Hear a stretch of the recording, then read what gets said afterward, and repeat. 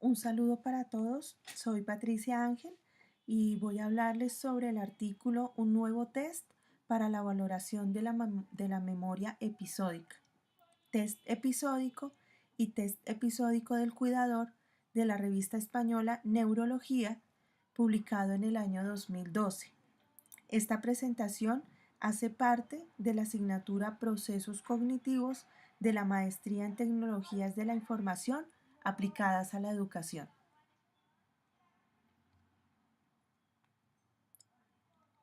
En lo que se refiere a la memoria, se puede afirmar que es un proceso mental para recuperar la información almacenada después de un tiempo. Esta no es un constructo unitario, sino que hay una interrelación en los subsistemas. Por eso, esa interrelación se puede ver en casos donde la mayoría de los pacientes con demencia muestran problemas de memoria en el inicio de su enfermedad.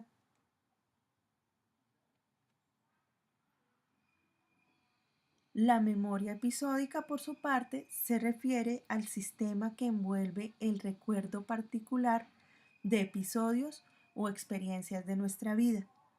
Estas son dependientes del contexto y están asociadas a un determinado tiempo y lugar. En esta se involucran los lóbulos temporales, el hipocampo y los lóbulos frontales.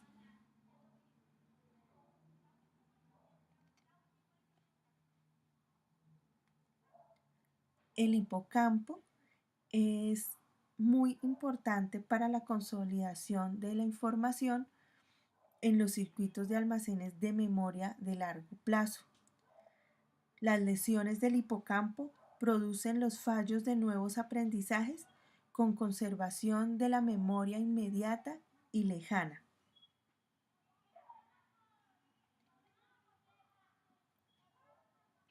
Se pueden establecer dos procesos de la memoria de reconocimiento. Uno el recuerdo y otro la familiaridad. El recuerdo implica la recuperación del contexto de un evento previo, incluyendo sus características espaciotemporales, más en consonancia con el concepto de viaje en el tiempo mental propagada por Tulvin y que requiere que permanezca intacto en el hipocampo. Por otro lado, la familiaridad es un sentimiento no contextual del encuentro anterior que es dependiente de la corteza perirrenal.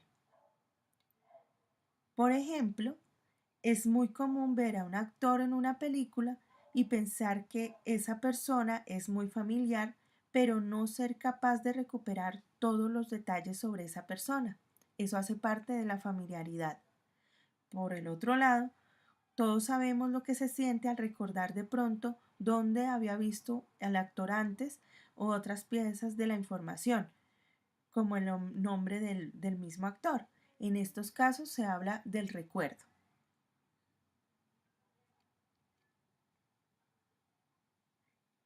En términos generales, se pueden identificar dos tipos de alteración de la memoria episódica: los trastornos amnésicos y los síndromes de déficit de recuperación de lo memorizado.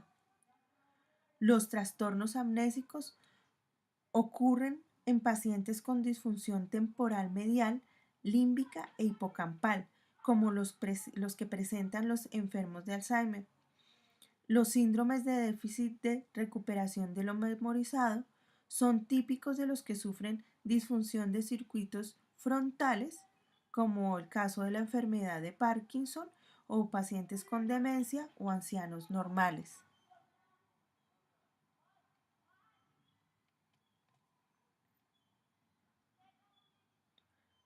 Para entender más claramente la diferencia entre estos dos déficits em, de alteración de la memoria episódica, en los trastornos amnésicos y el síndrome de déficit de recuperación de lo memorizado, se puede ver un ejemplo.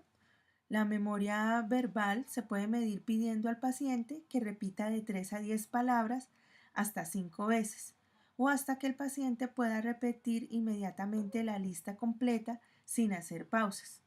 En la siguiente fase de la exploración, sin distraer al enfermo, Se le permite que se concentre en las palabras y las repase interiormente durante 1 minuto antes de pedirle que las repita. Tras un tiempo de 5 a 10 minutos en el que se le entretiene con otras tareas, se le pide al paciente que vuelva a repetirlas y que posteriormente identifique las palabras omitidas en una lista de palabras presentadas previamente, mezcladas con otras no mostradas al principio. Los pacientes amnésicos no aprenderán o no almacenarán la nueva información y exhibirán déficit tanto en la repetición como la identificación posterior de las palabras. Por otro lado, los pacientes con síndrome de recuperación de lo memorizado tendrán dificultades para repetir las palabras, pero se desenvolverán mejor en la identificación de los vocablos omitidos.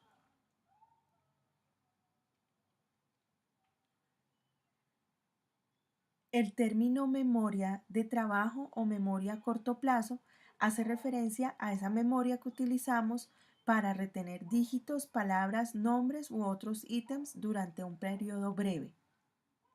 El modelo de memoria de trabajo propuesto por Baddeley en 1974 está formado por un controlador atencional o también llamado ejecutivo central que hace referencia a un sistema de control cuya finalidad es la de mantener los estímulos en la memoria y proporcionar la atención selectiva necesaria para centrarse en alguna operación. El ejecutivo central está vinculado al lóbulo frontal y el daño en este lóbulo produce el denominado síndrome disejecutivo, en el que el paciente presenta dificultades para mantener y manipular la información, para planificar y coordinar actividades, y se compone de 3 sistemas. El primero, el bucle fonológico, que está relacionado con la retención inmediata de la información fonológica y escrita. Luego, la agenda visoespacial, que está relacionada con la retención inmediata de la información de este tipo, visoespacial. Y el último, llamado el bucle episódico, añadido por Baddeley en el año 2000. Este bucle proporcionaría un almacenamiento temporal y de capacidad limitada, de tipo multimodal, integrando la información procedente de los bucles fonológico y visual con la memoria a largo plazo.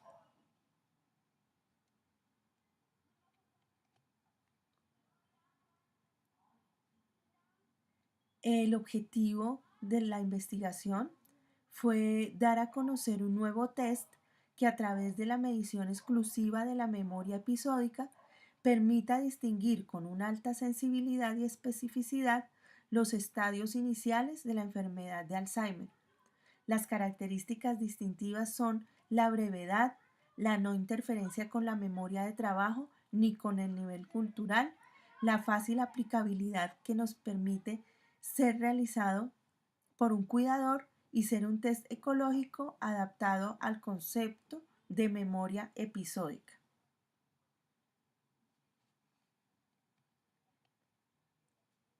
El diseño del cuestionario fue concebido para adaptarse al concepto de memoria episódica de Tulving, en donde el tiempo, el lugar y el contexto son las piezas claves del recuerdo. Al mismo tiempo, se utiliza un cuestionario que debe ser contrastado por el cuidador. El test está estructurado en preguntas y puntuaciones concretas sobre hechos episódicos y se valora en exclusiva la memoria episódica. Se elige en primer lugar una tarea universal y común, como es el acto de la comida. Esta representa una tarea social que implica un lugar, es decir, un dónde, una compañía, es decir, un con quién, y el mismo contenido de lo que se come, que hace referencia a un qué. Todas estas tareas las relacionaron con el tiempo de tal manera que cuantificaron los hechos acaecidos el mismo día, el día anterior o pasado un día, caso de un fin de semana. Utilizaron el sábado o el domingo indistintamente. Lo importante era dejar de pasar más de 24 horas, ya que eso era lo esencial en el concepto, de tal manera que si era lunes, cuando realizaron la pregunta, deberán referirse siempre al pasado sábado.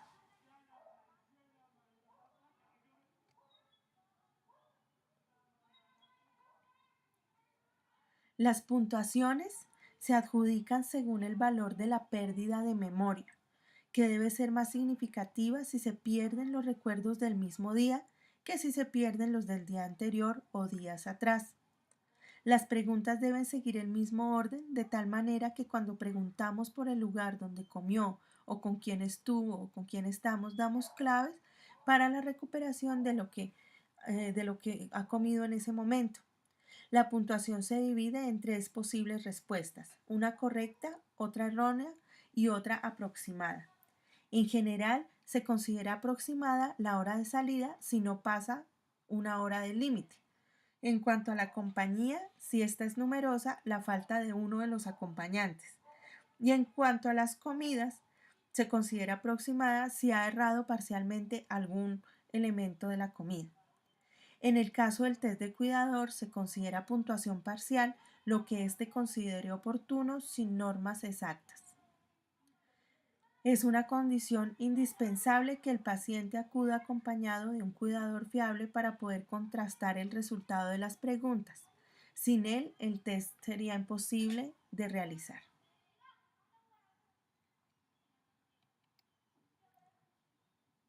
El test episódico fue conceptualizado para valorar al paciente en la consulta.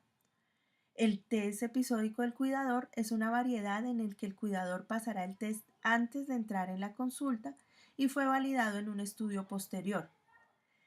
En la figura ven la adaptación de los tres primeros ítems, ya que esta fue realizada para que el cuidador pudiera pasarla en casa o para pacientes que estuvieran internados en residencias en las que preguntas como ¿con quién acudió usted a la consulta y con qué medio ya no tienen lugar para aplicarlas?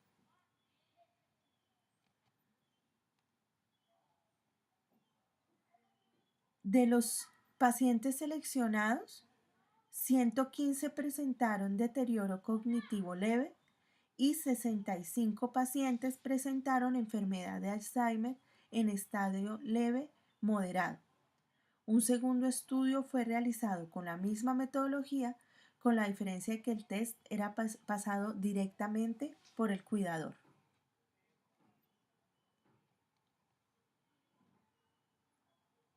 A medida que se conoce mejor el perfil neuropsicológico y patológico del envejecimiento normal, el deterioro cognitivo leve y la enfermedad de Alzheimer, hay una mayor aproximación al diagnóstico precoz de la enfermedad de Alzheimer. Sin embargo, hay muchas dificultades a la hora de utilizar un instrumento único para distinguir estos tres estadios de una manera práctica y universal, ya que estos tienden a confundirse. La distinción entre el envejecimiento normal y la demencia tipo Alzheimer puede realizarse en la práctica clínica con una gran sensibilidad y especificidad, basándose en estudios neuropsicológicos y corroborándola con estudios patológicos. Pero hay más dificultades en encontrar la distinción entre el envejecimiento normal y el deterioro cognitivo leve. Esta dificultad añadida ha llevado en los últimos años a utilizar marcadores biológicos como apoyo al diagnóstico neuropsicológico para definir con más precisión los estadios precoces de la enfermedad.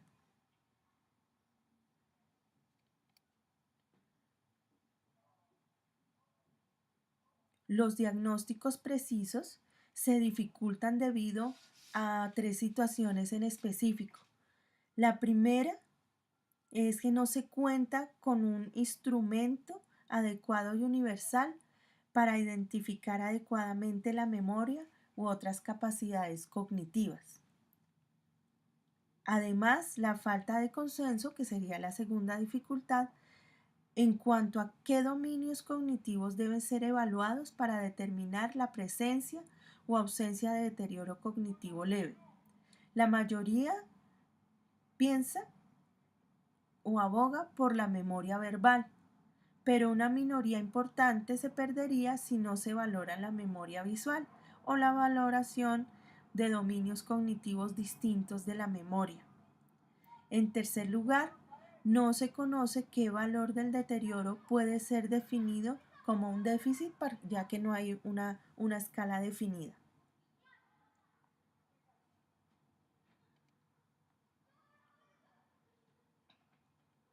Una característica de este test es obviar los inconvenientes descritos anteriormente. Es un test que no requiere conocer qué valor del deterioro puede ser definido como uno. No necesita distinguir entre amnesia y recuperación de la memoria y a pesar de la brevedad del test, al utilizar información ya grabada en el tiempo, evita interferencia con la memoria de trabajo.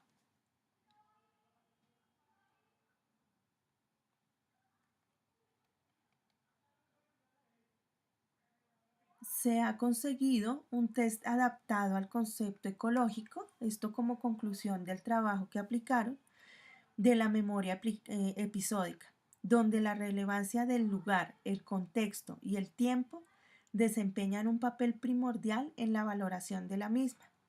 Este test consigue con una alta sensibilidad y especificidad la distinción entre la normalidad y los estadios iniciales de la enfermedad de Alzheimer con unos puntos de corte bien definidos. Otras características positivas del test son su nula interferencia con el nivel cultural, su simplicidad y su brevedad, que lo acercan al concepto que Parker y Philp describen como test idóneo para la captación del enfermo con Alzheimer.